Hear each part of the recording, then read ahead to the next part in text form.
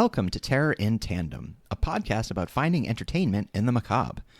Hosted by the knowledgeable and lovable Laura and Richard Mathiasen. Each episode, we discuss the horror genre, from books to film to TV and beyond. Sometimes even from the beyond. You can find us at YouTube and Instagram at Terror in Tandem, and you'll always find our latest episode on our website, terrorintandem.com. Hi. Hello. Hello. You know, we're back now from vacation. So back. We just want to assure everybody that we took some time away and we worked on this pod and the content of this pod and some new ideas. We did. We've been tapping away. Yeah. So at the keyboard. We're back for reals. Yeah. With a vengeance. Yeah. I see what you did there. Nice. Thank you. It's interesting to me because we are back, but now we're going away in this episode. Yes. To the south of the border. if you're in England, I guess. No, I just mean like, oh, it's such a southern place. Is it? No. Anyway, we are back at you with another International Delights episode, and I am really internationally delighted about this because I've been waiting I'm domestically delighted. 100 episodes more to go to a place that is so like transformational and formative for not only my horror sensibilities, but literally the genre itself. Yes. Vive la France! I mean, we do have listeners everywhere, so... Do we have any in France? We could have listeners that consider France south of them. Yes. Okay, we're still on that, huh? Yeah, I'm sorry. I just want to make sure to all of our listeners in Iceland, south of the border, France. So anyway, we're talking about France. Oh, God. I love France. I love everything about... I mean, I'm sure there are some things I wouldn't like, but I love France. It's the culture, the food, the people, even the dickishness. It's charming to me. But as a young, thrill-seeking gorehound, France delivered to me things that the United States never have the balls to do. Just pushing the genre after literally inventing it with, I think, was the first ever horror movie ever filmed, The Haunted Castle by Georges Méliès. 1836? No, not... Like 1890 something. 96. Yeah, because the Lumiere brothers were doing films in like 1895, so a little bit after that. Well, that's the big debate is who invented motion picture. Well, and they say that the Lumiere brothers worked with Thomas Edison. Thomas Edison would murder anyone who didn't say it was Thomas Edison, so let's be very careful. His ghost is vengeful. Yeah. Nikola Tesla is still being punished. Mm-hmm. Yeah. He is. But those stupid cars. Yeah, The Haunted Castle, way back when, it's considered the first horror film. It is silent, and let's put horror in quotes. I mean, I guess sensibilities change, but if you know, so like if a paunchy middle-aged guy, if a paunchy middle-aged French guy in a red leotard, kind of running lustily after women with a pitchfork is scary to you, then yes, this is the first horror movie. That sounds pretty scary. I feel like it happens on movie sets all the time. Yeah, that's my privilege right there, it's is like showing. Original Weinstein. Yes, the OW, as we call it, the original Weinstein. Ugh, God. They were brothers, though. Oh, no, not the director of the first movie. No, Georges Méliès. I am so sorry. Listen, I'm just going to apologize for every mispronunciation. It is no disrespect. Like I said, when I was a young man exploring the genre, France, this was, in the late 90s, early 2000s, and that's when France was exploring what would later be known as the New French Extremity, which I'm going to be going deeply into. But... for everybody at the time who's complaining about Hollywood, this is, blasé formula, just look outside the country. My God, there are options. Well, that's why we do these episodes. Yeah. To give you some delights on the international scale, the scale of international. Exactly. And because, it's kind of good timing because the the Olympics. The Paris Olympics. Were in Paris. The Para-Olympics. I am so sad that, and shame on Los Angeles.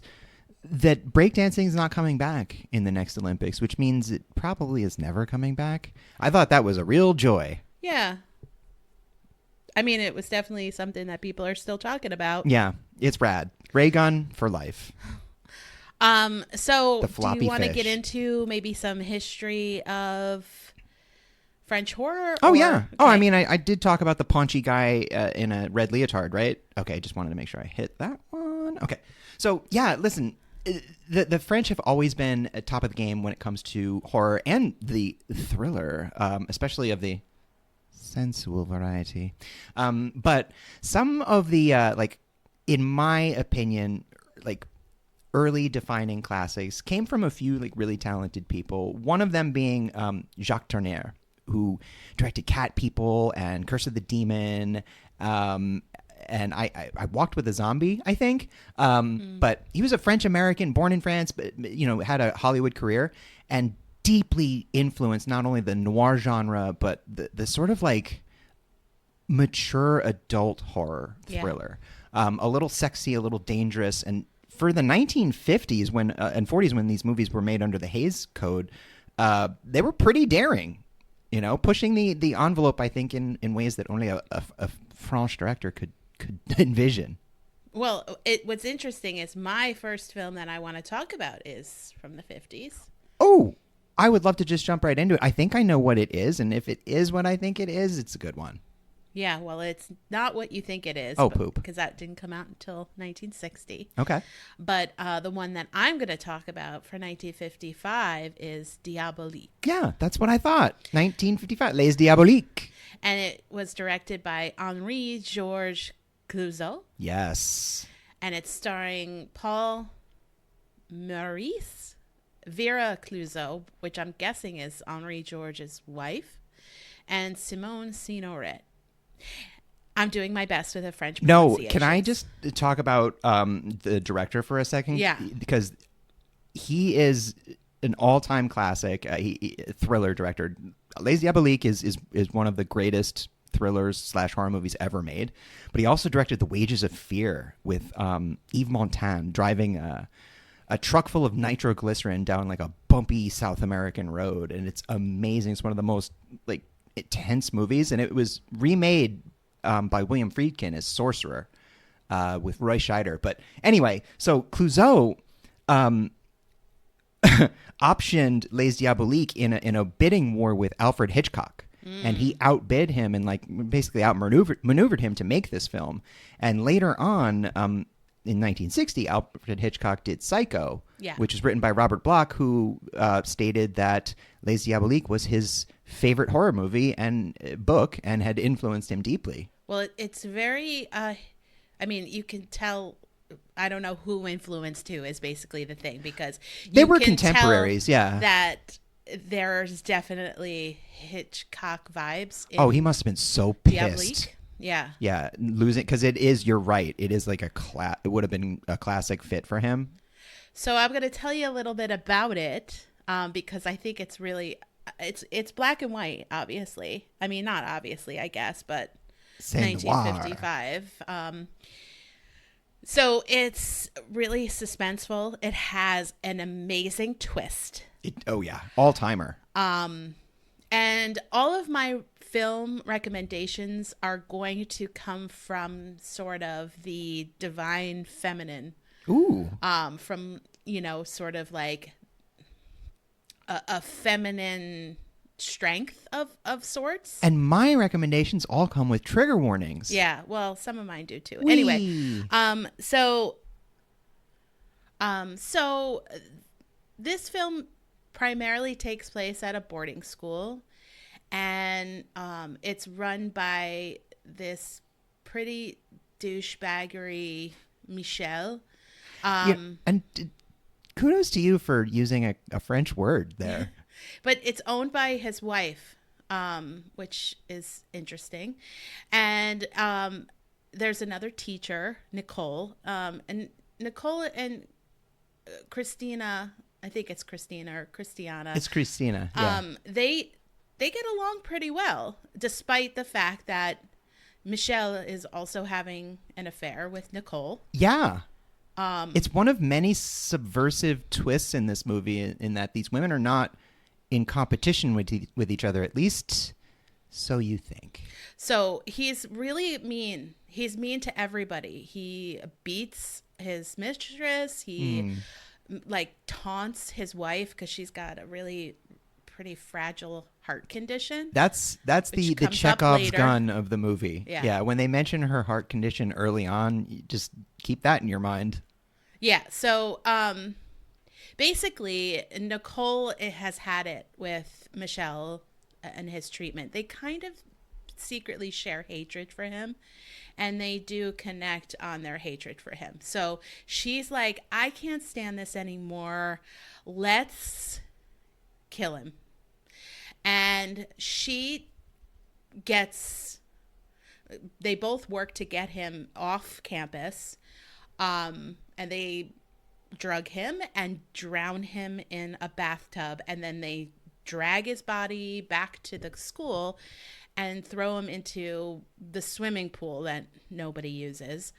And so they expect his body to surface where they could just be like, oh, Michel, sacré bleu, c'est mort. Zut alors. I don't know what all those happened. Things that the French say.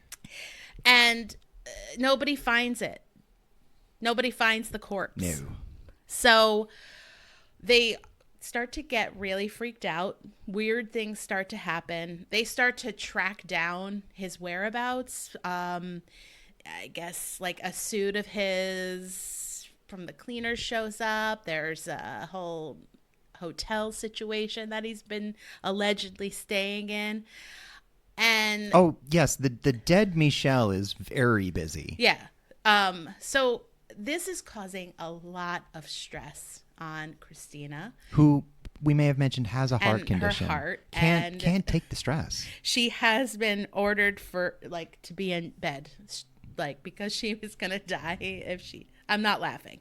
She's gonna die if she stresses out anymore. Yeah, it's one of those classic lady conditions. You know how ladies be when they're just has a bad heart, so fainting and dying and wasting away. Who's I think investigating Michel's disappearance, and she tells him everything, and he doesn't believe her.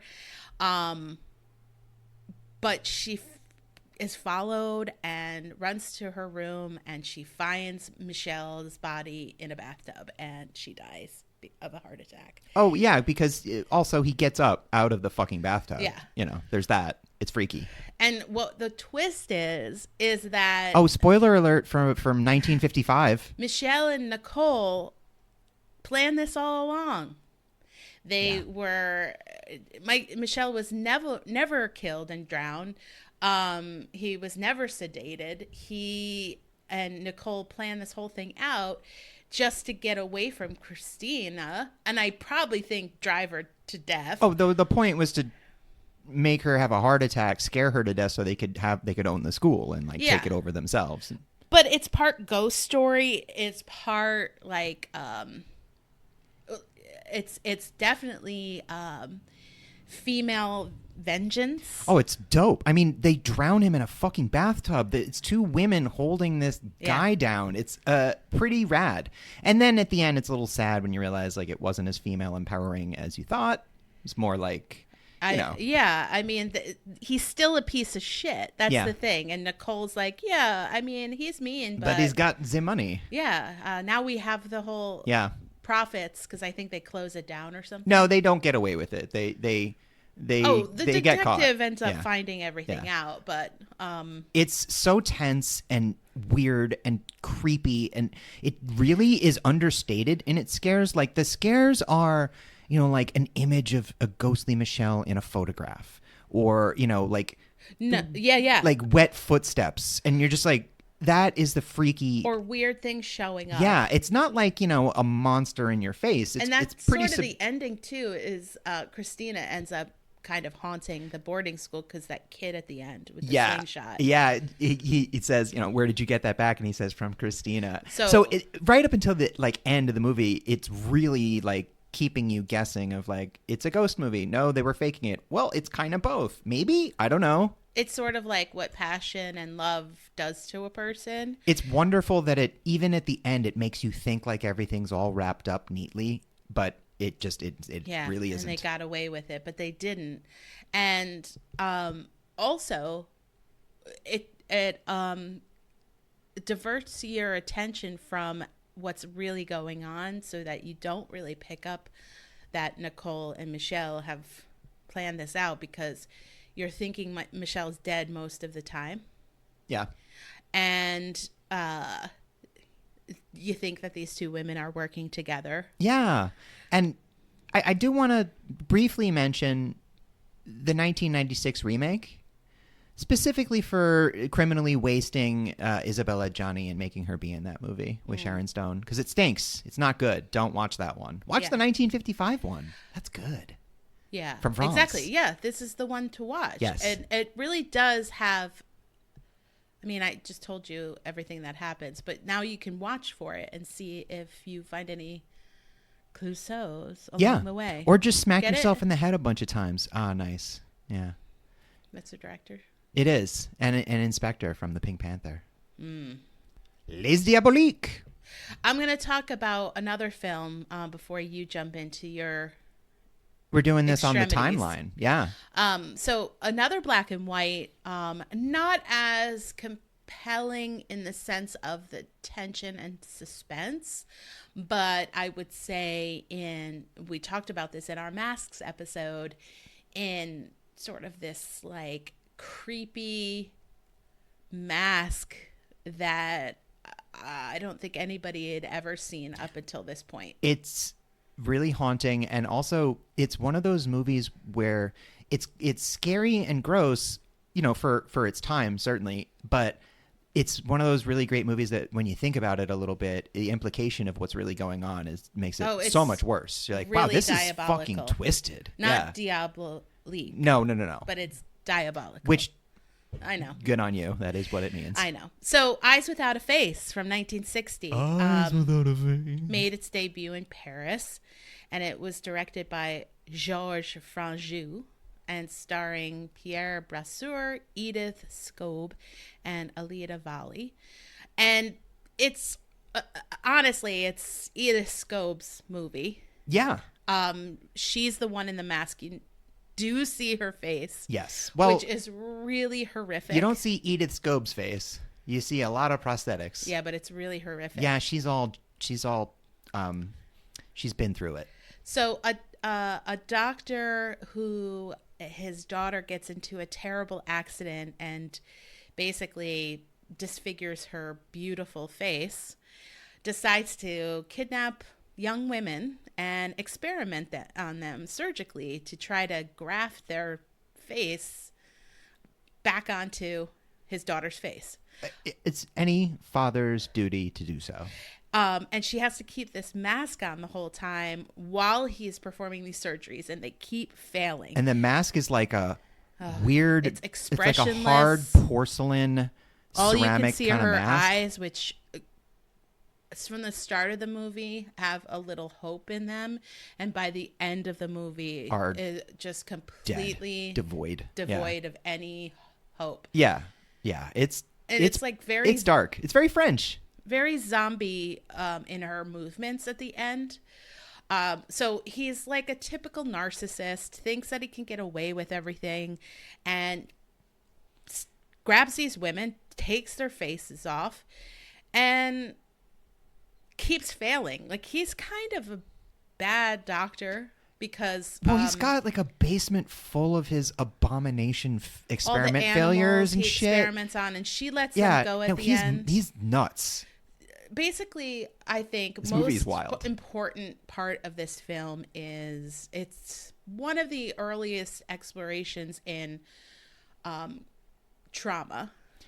Yeah. And how this woman can't even come to terms with what's happened. It's immediately experimentation. It's all, we need to fix you. We need to make you beautiful again so that I can look at you and I won't even look at your scarred face. Yeah, the misogyny. You have to wear this perfect porcelain face without a blemish, there's no mark on it, there's no drawing, there's no lines, there's nothing. It's just smooth. It doesn't matter what she wants, how she feels. No, he keeps her like in her room. Going through. Yeah. It's bad. And she's very beautiful in her movements and very she's like a doll. The way that the actress plays it is ethereal. Yeah. She doesn't seem like she's quite alive. Correct. Because I think that she's probably super drugged up all the time. Yeah. And, yeah. I mean, her face is gone. She just loses all hope, like I said. Yeah. And then the only thing she can do is free the other captors, which are one woman is like about to be cut into, and all the animals that he's been experimenting Yeah, he's on. got this like house of horrors. That's the other side of this movie is there's this, tense exploration of trauma and weird, like domineering, misogynistic views of the female standard. And then there's also a basement full of freak monsters that like get out and eat him. It's weird, he also uses his female assistant to kidnap these women. So he's basically like, I'm going to make this woman commit the crime so that I can try to restore my daughter's beauty. Oh, for every Keith Raniere, there's a fucking half the cast of Smallville. Yeah. So, yeah, they all have like weird Svengali powers where they get, an Aunt Lydia to help them betray fucking other women. But again, she does, her only power, like I said, is to essentially destroy his experiments. She goes all Madeline Usher on the place. Yeah. It's fucking great. One thing that I did want to say about this is in 1984, Billy Idol's single Eyes Without a Face, which I was perfectly singing earlier. Yeah. Has background vocals. For those of you, that don't know this song, you should, I'm sorry for you. Go into the world once in a while. Yeah, but experience you could beauty. listen to it in any way. The dulcet tones of Mr. Idol. A background vocal that repeats the phrase, Leo San Visage. I bet our neighbors south of the border would understand that. And that means eyes without a face. And he said that he was inspired by this film and the title of this film. And his then girlfriend, Perry Lister, is the one who sings that phrase. Yeah. So I just thought that was fun. That and is really interesting. So now, I remember the first time I saw this movie. You know what those lyrics are. I know, right? Now you actually know. I didn't. No, everybody is like just. I knew the title of the movie because I've seen like the original French poster of it and stuff. It's like when people try to do the Moni Moni chant where they just yell random like garbage, expletives, and yeah. Now you know. Whatever makes you giggle when you're drunk. Yeah, so it's les yeux sans visage. Eyes without a face. Without a face. Face without eyes. Yeah, the face without eyes. No, it's eyes without a face. Les yeux, eyes. Oh yeah, the eyes. Sans, without face. Yes, visage. Yeah. We got it. Welcome to French Talk, yeah, everyone. We just learned French, everyone. So why don't you talk about the French extreme? Because I know that you put your pants on for this. I'm so excited about this part. Yeah. Okay, a couple of things here. This is a difficult topic to explain to people that aren't broken inside, like me. So the thing about the New French Extremity, it's a loose term that was coined by a journalist, as a lot of these terms are. So critic James Quant coined the term and described it, and I quote, a cinema determined to break every taboo, to wade in rivers of viscera and spumes of sperm, to fill, you know what, you get it, right? Sex and violence. Yeah, sex and violence. So it's but it's more than that. This is where I find trouble explaining it, because it is not just, hey, look at all the blood and guts and gore I can do, like Eli Roth movies. It's I would describe it as a pushing of boundaries that serves a definitive and purpose, definitive and clear purpose to the narrative. It's always in service of the story. So yes, these movies are gnarly, and they really, really do break a lot of heretofore established taboos that people didn't think you would break. I remember being a film student like way back when and having a really old professor who was describing things that you must never ever do as a filmmaker. And as a horror fan, I was like, I've seen movies where they do all of those things. Like, what are you fucking talking about? But it's because of stuff like this. So yes, these movies do often feature graphic depictions of violence, torture, assault. They're brutal. But what that I've noticed in watching them, what that does is it opens the audience uncomfortably to a sensitivity that other, like maybe tamer movies don't. When you're watching these movies, you are assaulted, and it puts you into a receptive state to watch a very specific theme. Now that is uncomfortable. Gaspar Noé, one of the directors of this genre, infamously used a never-ending movement of the camera, circular movement, and subaudible to cause like nausea. Yes, and subaudible tones in the movie Irreversible, which even without those things is extremely hard to watch. But he did those things to give the audience vertigo while they were watching the movie, and it does. When I watched that movie, I was sick to my stomach for the content, but also because of those things. So it's a deliberate offsetting of your sensibilities. It's supposed to make you uncomfortable. Phenomenon where you're making entertainment, yes, but people are repulsed by your content. And the movies I'm going to be discussing are repulsive.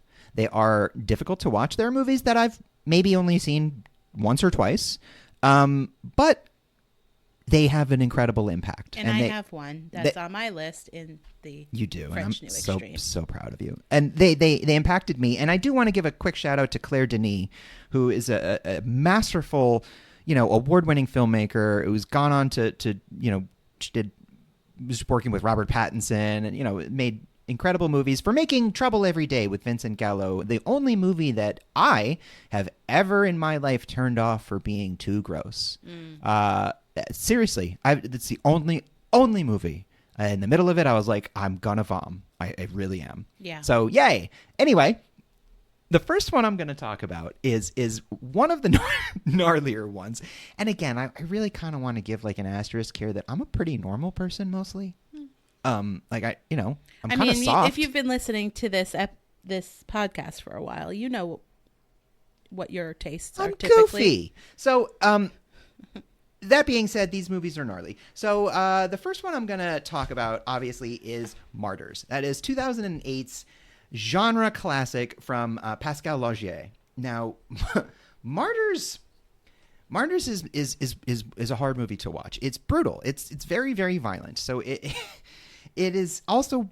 You're laughing about it. Because I can't believe I'm recommending something that I feel like if some people watch this movie, they're going to be mad at me, because I really trigger warning for everything. The movies I'm recommending, it all feature graphic violence. Most of them feature sexual assault of some sort. A lot of them have suicide and self-harm, and they are difficult to watch. Now, that being said, if you can deal with those things, let's get into it. So, Martyrs by Pascal Laugier, begins in 1971 with a young girl named Lucy. She escapes from being brutally tortured by this family, right? So she goes to an orphanage, and at the orphanage, she is attacked by this demonic-looking woman, although nobody believes her. And she becomes best friends with another orphan there named Anna. Now, in 1986, flash forward, Lucy, who is a bit more grown up, shows up at this random family's house and murders all of them. It's like a nice like upper middle class, like rich white family that, they don't do anything wrong. She shotguns mom and dad, and then before she kills the two kids, says something to the effect of like, do you have any idea what your parents have done? and then shotguns them too. Well, one of them she kills later. Anyway, it's a whole thing. So she calls Anna, grown up now also, comes over and is trying to convince her, like, no, these people are evil. And Anna's like, you just murdered a fucking family. So being the cool friend she is, she decides to help her. While this is happening, Lucy gets attacked by the same demonic woman that got her in the orphanage. Or did she? Mm-hmm. And yada, yada, yada, Lucy dies. So Anna, in all of this process, finds a bunch of stuff in the basement. A torture dungeon and a woman in the process of being tortured. And it's nasty. Now, long story short, Anna gets captured. And this whole thing is being done by a cult of rich weirdos who kidnap women and torture them to the point where they transcend. They experience a pain so exquisite they transcend like consciousness and see God. And all of their experiments have been failures. Ha! So Anna is their last one. And this all leads up to, I'll just quick spoiler, but not spoiling everything. She's not a failure. Mm-hmm. And what she reveals is pretty mind-blowing. The ending is an all-timer. Now, this movie is bleak, as I may have mentioned. But what I really, really, what has stuck with me all these years and why it's a classic is, at no point, even at its gnarliest, was I like, this doesn't seem necessary. It all made sense, especially when you find out the motivations of the antagonists. So I think the difference in the New French Extremity, and it's really captured in Martyrs and the next one I'm going to do, is that the camera never turns away. Whereas in another movie, nasty things happen and maybe the camera cuts to someone reacting to it or it just cuts away. This never does. These movies show everything. So if someone is getting stabbed, they're showing every grisly detail of it, and it's extra chunky and gross. So Martyrs it's a transcendent movie. It is one of the most mind-blowing horror films I've ever seen. It's also one of the more stomach-churning. And if watching specifically women be horrifically tortured is a deal breaker for you, don't watch this movie. Yeah. It was very unsuccessfully remade in the United States. I bet you don't know that because no one really remembers it. You can't make a movie like this in the United States. There's a reason it was French. There's a reason it was banned and continues to be in a lot of countries. But like I said, it's a highly intelligent film that never feels like, oh, look at this, what I can do. There's nothing juvenile about it. And Pascal Laugier hasn't made anything even close to this since. It's it was his debut film, and I don't know. If you can handle it, check out Martyrs. Awesome. I won't. I figured you want to stay married to me, so that's probably good.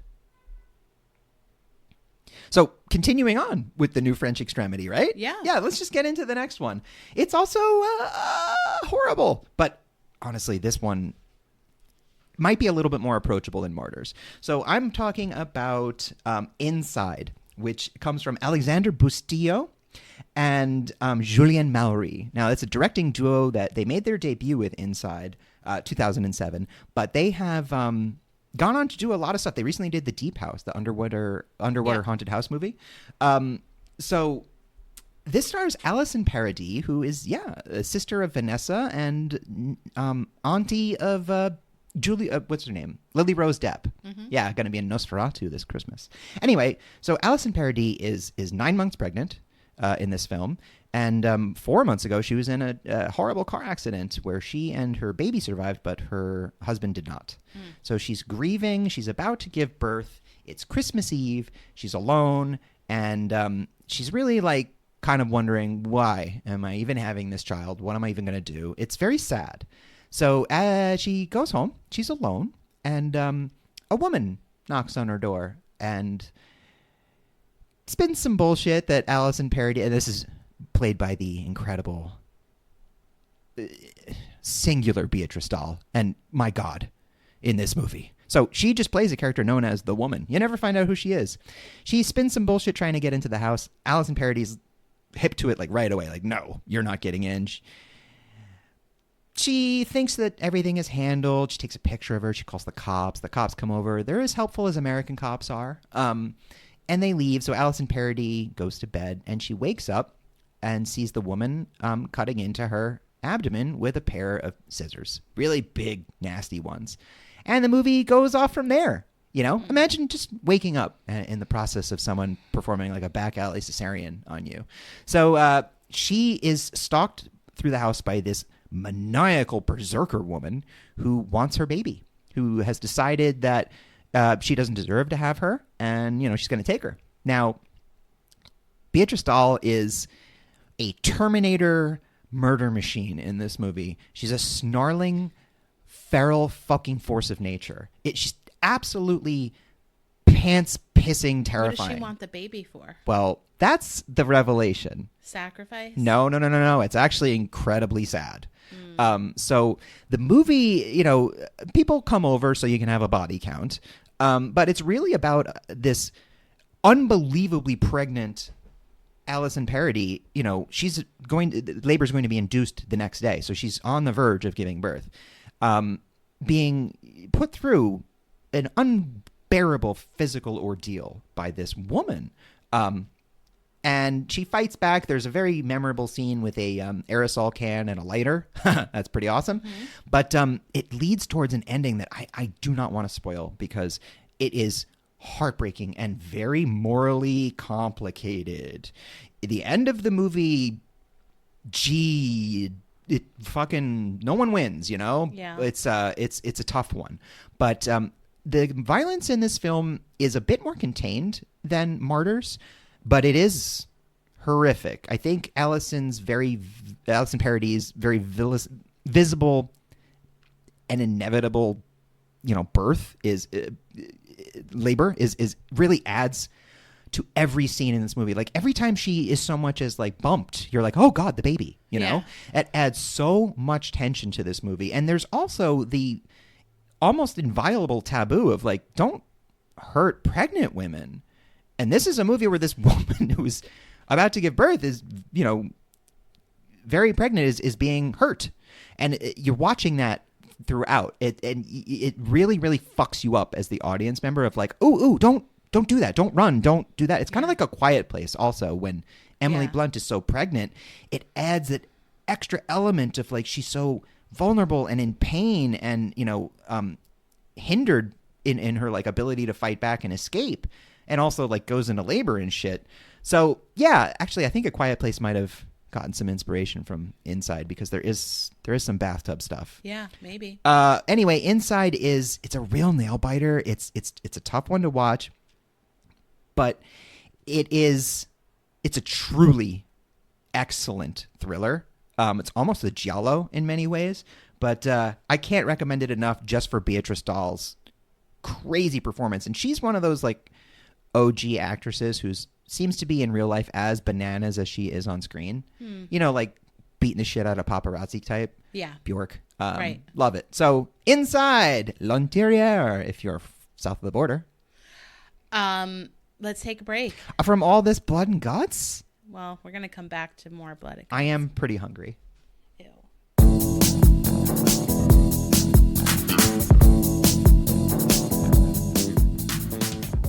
Have you ever felt helpless when someone you know has fallen ill? Worried you'll be questioned because you are the last person to see them alive? Well, hire a visiting demon and let all those worries fall away. With our fleet of discreet, well-trained former medical professionals, we take care of that sickly person in your life who you've decided it's just their time to go. Our visiting demons will add that bubble in the IV for the neighbor whose dog just won't stop barking. Or they can add a special night-night cocktail to the pill collection of the great aunt who's just stubborn enough to burn through all the money she promised you. And don't worry, our services also extend beyond the sickly with our elite packages. With one of our elite packages, you can rid yourself of that annoying ladder climber at work who just keeps getting in the way of your big promotion. Or you can turn that road rage into road relief and send a demon to the home of that monster truck driver. Don't wait for natural causes when you can hire a visiting demon. They put the period at the end of life, so you won't have to. This is a fake ad for a fake product on a horror-themed podcast. Visiting demons does not exist, but does it?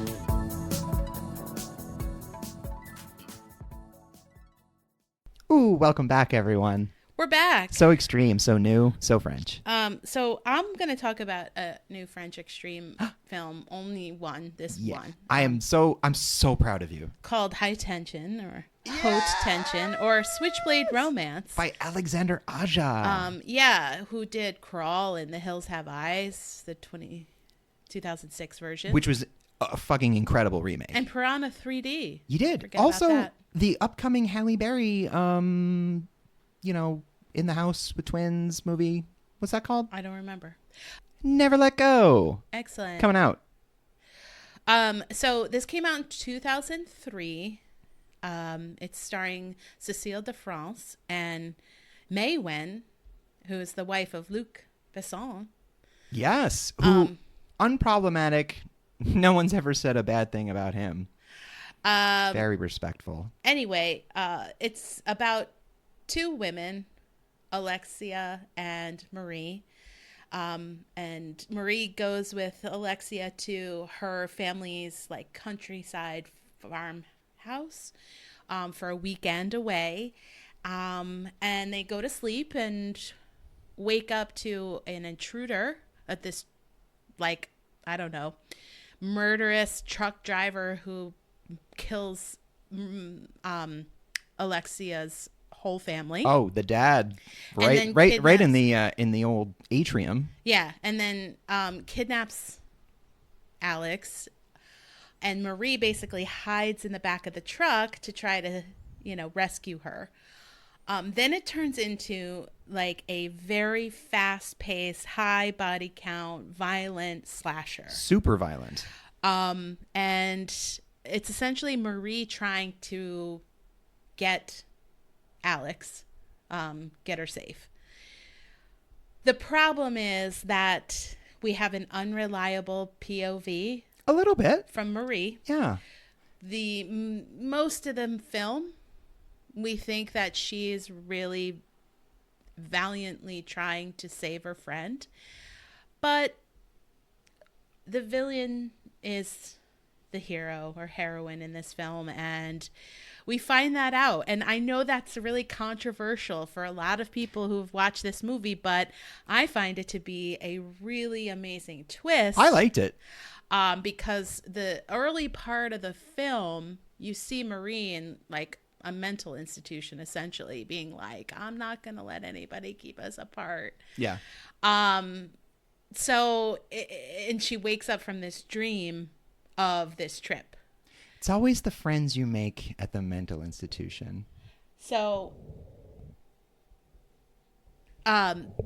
what's really great about this film is the violence from Marie to try to save her friend.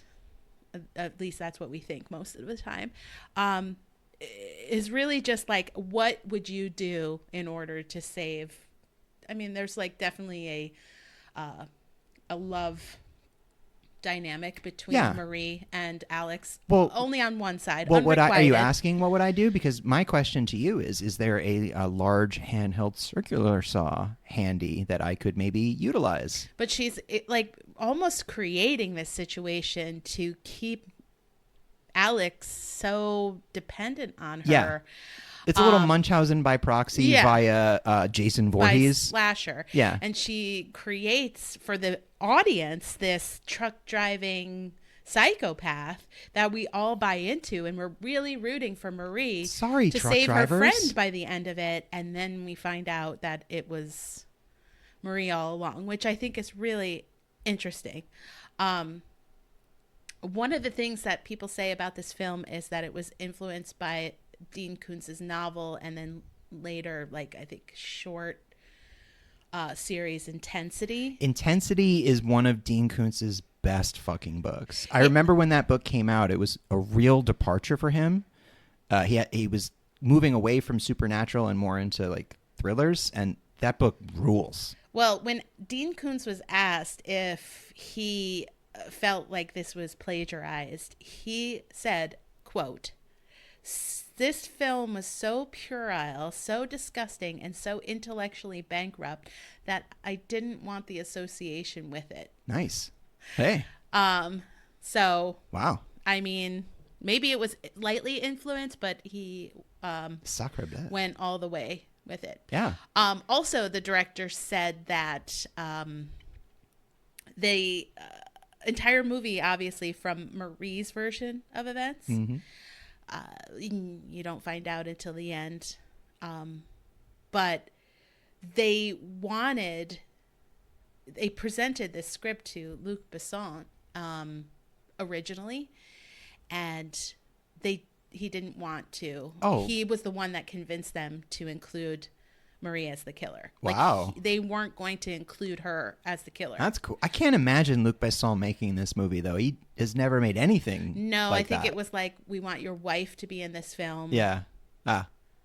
Do you approve? Yeah. Do you allow it? Also, can you please stay away from the female cast? Or maybe he was like a Ryan Reynolds and had to have his hand in it. Yeah. You know? Yeah. Oh, like a totally normal person who's nice like, to people. I'm going to fix this. Whose section. public persona is definitely how he really is. Lionsgate, who actually released the film, originally released an NC-17, but they cut 2 minutes of the U.S. theatrical release in order to get an R rating. Yeah. I mean, listen, imagine if your children had seen that 2 minutes of French movie. What would have happened to them? Probably the... If we allowed our children to watch 2 minutes of French cinema, I mean, they would all be gay Satans by now. All of them. I mean, it's definitely... I think this is a queer iconic film. Oh, absolutely. I think that It's not subtle about it either. No. I mean, her raging interior life that becomes, she suppresses for so long that it becomes toxic and rotten. And on the rewatch, so maybe it pissed you off the first time you watched it, but when you rewatch it, you can pick up some of the clues. It didn't piss me off. No, I liked it right away. I was delighted. We watched it together. It's surprising because it's gnarly. It's very extreme. Yeah. For me, especially. It's but very New French extreme. Again, this like never gets feminine rage, revenge on male-dominated toxic masculinity society. Oh, God damn. Not being able to have what she wants when she wants it. She's a murder monster in this movie. Like, she goes to fucking town on people. Yeah. And the actor playing, what I can't remember the character's name. Marie. She is like Cecile slight. de France. And, yeah. She's got a little pixie cut. She's kind of... No, she doesn't. She's got full shaved head. Yeah, okay. Buzz cut. So, but it kind of like reminded me a little bit of...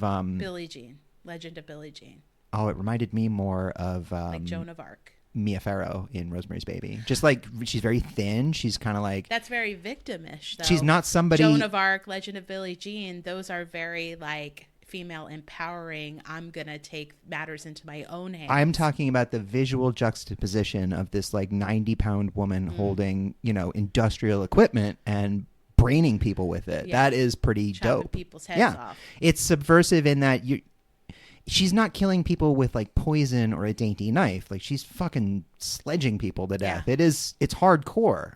So it's great, and it is violent, and there's definitely a lot of blood. I think I read something even that the amount of blood they used in like the car scene, one of the car scenes, was like so much blood that in non-bloody scenes, the blood still just kept leaking out of the car. it gets everywhere. Yeah. It really gets into everything. A little club soda will get that out. But one of my other recommendations is also the massive amounts of use of blood was extreme, if you will. Oh, wow. Vive le sang et tripe. What else do you have? I'm gonna go with another one that is okay. This one's gonna bum you out, or make you just feel gross. And I'm talking about Calvaire. It is a French and Belgian co-production, written and directed by Fabrice Duwels. 2004. Yeah. So in this movie, down on his luck, like kind of lounge singer named Mark, played by Laurent Lucas. He's living in his van, traveling around. Down by the river? Kind of, yeah. And his van breaks down in, the rural countryside in this, like, dinky town next to an inn. And the kindly inn owner, Monsieur Bartel, says, oh, you can stay here tonight, and I'll fix your van. Having seen the movie, Mark should have said no, but he goes with him. So Bartel takes him in and starts talking about how his wife left him, and things get really weird and uncomfortable. And, at a certain point of, like, drinking with this weird old innkeeper in the middle of the night, Mark's like, bro, I got to go to bed. So he... next day, Mark wakes up and Bartel is, like, really weirdly aggressive with him, and his moods are changing from, like, this kind of strange, fun old guy to, like, this very demanding, strangely yelling at me old guy. And, the car's not done yet. The car will be done later. Old guy. Yeah, the car, like, a lot of weird shit. Also, Monsieur Bartel is claims that he's, like, a stand-up comedian, and he makes him sit through, like, a really uncomfortable routine. So it very from the beginning is this sense of, like, weirdness and dread and wrongness. Like you happened upon the wrong town. Yes. So, like, while nothing overtly violent happens in the first 24 hours or so, there's, like, a lot that goes on where you're like, you should go. This is fucked up. But you can't. Yeah, he's, like, in the middle of nowhere. He does, the phone doesn't work, that kind of thing. Mm-hmm. So, long story short, this movie is... Calvaire translates roughly to, like, Calvary or the ordeal. And what Mark goes through in this movie is an ordeal. So the innkeeper brutalizes him, dresses him up like his wife, makes him act like his wife. The townspeople are also crazy. There's a very memorable scene in a pub where after Mark leaves, all of the townspeople just get up and start dancing with each other silently, and there's really no explanation given there. So you're constantly left, like, wondering how much of this is happening, how much of this is real. Is he really in this absolutely nightmarish, crazy, like, French hickish, hillbilly town? Yeah. Or is he dying in a van somewhere and this is, like, his fever dream? So basically he just gets, trigger warning, there's a lot of sexual stuff in this movie and a lot of, like, degradation. Mark goes through some horrible things. He's really, like, humiliated. There's graphic violence, and it's very, very strange. And it ends with Mark in a really, really, I don't want to give it away because it ends with Mark kind of alone in the woods, and he has gone through what this movie really is what happens to the psyche of a ostensibly normal person when you drag them through hell. You make them experience horrors and things that are so far beyond their understanding and their experience that it breaks them. You think you were down on your luck before. That's what you get at the end, is Mark shattered by this strange nightmare. It seems really unnecessary. It reminded me a lot of the Australian film that I discussed in our Australia episode, Wake in Fright, which has a similar theme of dragging a quote-unquote normal guy through a, like, 48 hours of a fucking hillbilly nightmare filled with violence and weird sexual stuff. And this movie is much more extreme, though. Calvaire is... Even out of the movies that I have talked about today, it is, I think, the bleakest. It just, the entire purpose of this film seems to be getting the audience to experience what it's like to lose your mind. And by the end of it, I was exhausted. I was, watching this. Why do you want people to watch this? Because it is, that's a great question. There is something to me about using the craft of storytelling and filmmaking to manipulate the audience with such force, where, like I said about the new French extremity in the genre, it is a deliberate assault on all of your senses that, like Martyrs, the plot of that being, torturing someone to a transcendent state of mind.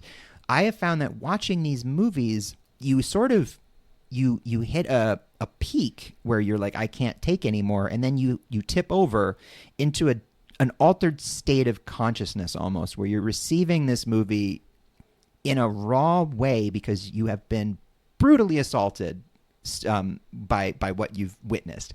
And I again want to specify that this is a very specific type of experience. It's pretty like out there, but if you're tired and bored of the Disneyfication of American culture and you want to push the envelope with your own little Cenobite puzzle box of movies, this is that. This is what that is. These aren't snuff films, and they're not glorifications of violence. They do have narrative focus and purpose. They're not, hey, look at me and how violent this is. I would argue that they're in no way puerile and juvenile, that they're quite mature, but they're hard to watch. Yeah. So Calvert, you're making a face, and I get it, but it just sounds really fun. It's an incredible movie. It is a very specific thing, though. Yeah. So I don't know if this is still in the French New Extreme movement or not, but it's around. A very different, as far as like visuals. It's very like poppy and Fear and Loathing, and total revenge.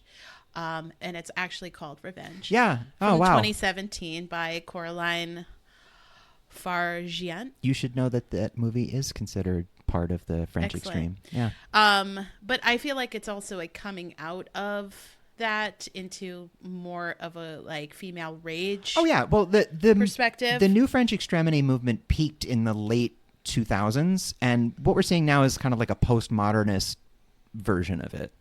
And this film starring Matilda Anna Ingrid Lutz, and that's all that you need to know who stars in it. Yeah, she's amazing. She's everything. So basically, she plays a mistress of this very billionaire, flashy, I have my own private helicopter, take me to this out in the middle of the desert oasis with some investors that I'm going to hunt with. Oh, no red flags. None. And she's an or she was like a dancer, I think. She is very much going against the female gaze in this film. And it's really well done in the sense that we see her in the first part of the film through the male gaze only. And she's seductive and how all the men want her. And then, she's sexually assaulted and her billionaire boyfriend does nothing about it. And essentially, they want to get rid of her. And they throw her off a cliff to her death. So this did come out in 2017, and I don't want to give away all of the magic of this film, but it has a little mystical realism. It has a little rebirth, death and rebirth, and also like, what would you do to get revenge? Like, this isn't about survival for her. This is about getting revenge on how they, basically raped, killed, and left her be eaten alive by vultures. That's the coolest part of this movie, is it doesn't couch its revenge plot in like, well, she needs to live, so she needs to be brutal in order to live. Like, she can walk away. She goes back to fuck these dudes up. And she doesn't just go back to fuck one of them up. Oh, no. She makes sure she takes care of all three of them. And that, honestly, it's so refreshing because male revenge films, there never needs to really be they usually throw in something like, oh, you killed my wife or some shit, but the justification is I'm gonna right the wrongs, and you never need to go past that. And what's interesting is, like I said, that through the male gaze, she is portrayed at the beginning of the film as a arm candy, as a very subplot to this billionaire's needs and wants. Like Which is he how wants they and needs view. and gets whatever Yeah. he wants. And then when he's done, he throws things away, just like her. But she's like, yeah, guess what? Yeah. I was always a protagonist. Fuck around, find out. Yeah, and I'm not going to let this go, and I'm going to fuck you up. Like, I'm really going to fuck you up. And the iconic pink star earrings also. Yeah. Those are amazing. Everything about her vibe is just so compelling. That you have to suspend disbelief. A lot of plot holes and, a lot of, I would say, things that probably wouldn't happen. I mean, first starting off with her surviving this, being thrown off a cliff and landing the way she lands. But people say that she lands very Christ-like. And so, that's what I'm saying. It's sort of a death rebirth, where she comes back and she burns it all down. Oh, they do that in movies all the time. Anytime you see anybody fall or in a tableau and they're in that pose, it's like, oh, they're gonna come back. Yeah. So I just think it's really interesting because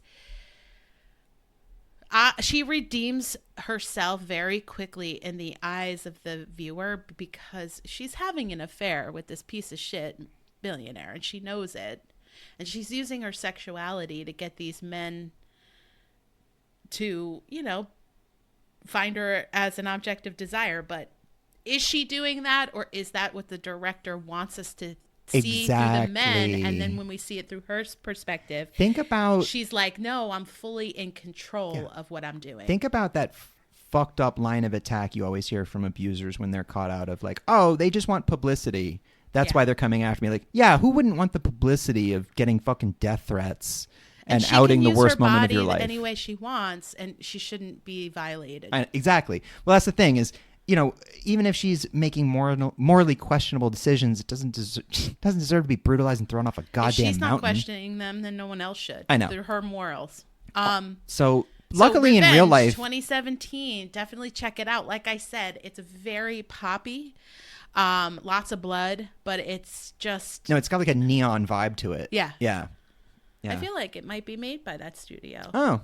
I meant literally the gas that, you stimulate with electricity and it makes... And I have just one more to wrap it up because we are heading into the holiday season. And I think that everybody should put this film on their holiday movie, horror movie, Christmas movie. I'm excited about this because this is a movie that, I'll be honest, based on the name, I wrote it off. I'm like, And then you watched it and really liked it. Very good. Now I'm totally into this. It's a Shudder exclusive, which surprises me that you immediately were like, no, thank you, because you love Shudder. I do, but to be fair, you can also be critical of things you love. Not every Shudder exclusive is a banger.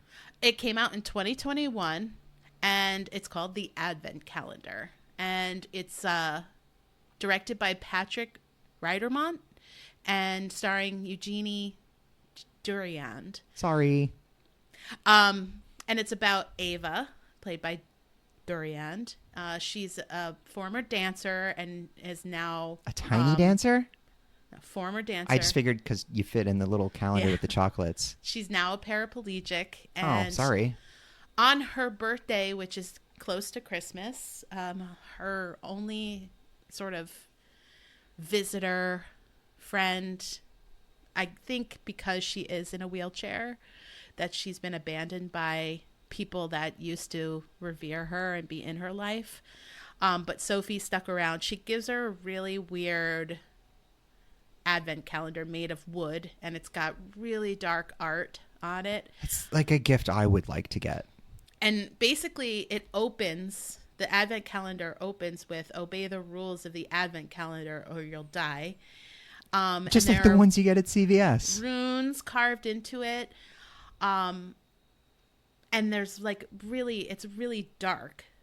Did her friend buy this as a joke, or did she not see the runes? We don't ever find out why she bought it, but it says in German, and I'm not going to pronounce this, throw me away and I'll kill you. Okay. On the back. Yeah. So it's carved into this advent calendar. So I don't know if people know, but the advent calendar was originated in Germany. And also, it's a German tradition that every gift you give to someone says on the back of it, "Throw me away and I will kill you." So I'm guessing that this is supposed to be the original Advent calendar. Oh, like the original the one? Yeah. That's wow, okay. I never in my life thought was the first one of these. I just ate the chocolate. So it's interesting. She opens the first window and it's a chocolate, and you just think it's a normal but very strange Advent calendar. Sometimes the days when the clock strikes 12 will wake her up out of a sound sleep, making noise, so she'll have to open that. And she starts to get different symbols and all different types of clues almost. But basically, it's a film about this seemingly powerless woman who is been objectified, and there's a lot of ableist comments, and she's definitely treated differently, even in the sense of her loneliness and isolation. She's not treated the way she was when she was a dancer and she had friends. Nobody really wants to deal with her anymore, and she's sort of thrown aside. And so, of course, what this Advent calendar promises her is very appealing, because it's almost a return to her former life. So I think it's really interesting to see what happens to her as a character, what decisions she makes and follows through with, who's willing to help her and who just kind of keeps her down, and also the Advent calendar itself and what it produces it's pretty scary. And along with her feeling isolated, I feel like we feel very isolated with her, because it's really just her and this Advent calendar and the consequences of the decisions that she decides to make as a result. It's very Stephen King to take something like an Advent calendar and make it scary. Yeah, but also very Stephen King of showing an ordinary character. Going through extraordinary things. Yeah, who is being treated poorly because of this accident. Yeah. That's not her fault, and it's very, very tragic. But does she turn tragedy into her own gain? I don't know. You'll have to watch it, but it does take place at Christmas time, and so I think it could definitely serve as a horror holiday. And I recommend it. It was my most recent watch. So. Nice. I was so excited to do this episode because, jokes aside, France really has created some of my favorite things in the world. And especially in terms of filmmaking and culture, they have consistently been on the genre-defining forefront, and specifically in horror. And ragey females. If you want to see females get some revenge and take matters into their own hands, watch some French horror. And, the French storytelling tradition is 1,000 years old or more.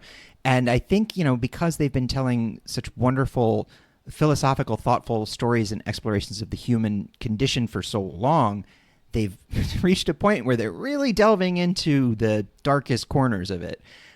So it is kind of the balm for the stagnation that you find in Hollywood sometimes, where a movie comes out and then the next 15 horror movies are basically just iterations of that one that made a lot of money. If you want something transgressive and boundary pushing, also stylish and full of all the richness of culture you would expect, French movies, man. I mean, they make some gnarly fucking horror. Yeah, or if you just want to watch something out of your comfort zone. And sexy. Yeah. Start with any of them. I mean, maybe not Richard's. Don't start there, but work your way up to mine for sure. But if you want to go old school, check out like Diabolique and Eyes Without a Face, and the work of Jacques Tourneur, like Cat People, Curse of the just Demon. check something out. Just All do it already. Really good stuff. Just do it. They have the best fries, the best toast. They helped create America, and they make good movies. Yeah. Vive la France! Bye, everyone. Bye.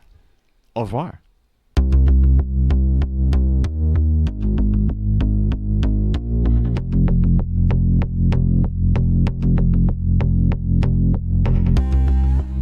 Terror in Tandem is written, produced, and recorded by Laura and Richard Mathiasen, and edited and mixed by Richard Mathiasen. Our theme was written and performed by Carrie Denver, and all other music was written and performed by David Sispanik. All opinions expressed on this podcast are our own and should be taken as such. Thanks for listening, and please remember to give us a like, a review, and subscribe wherever you get your podcasts. See you next time. We're standing right behind you.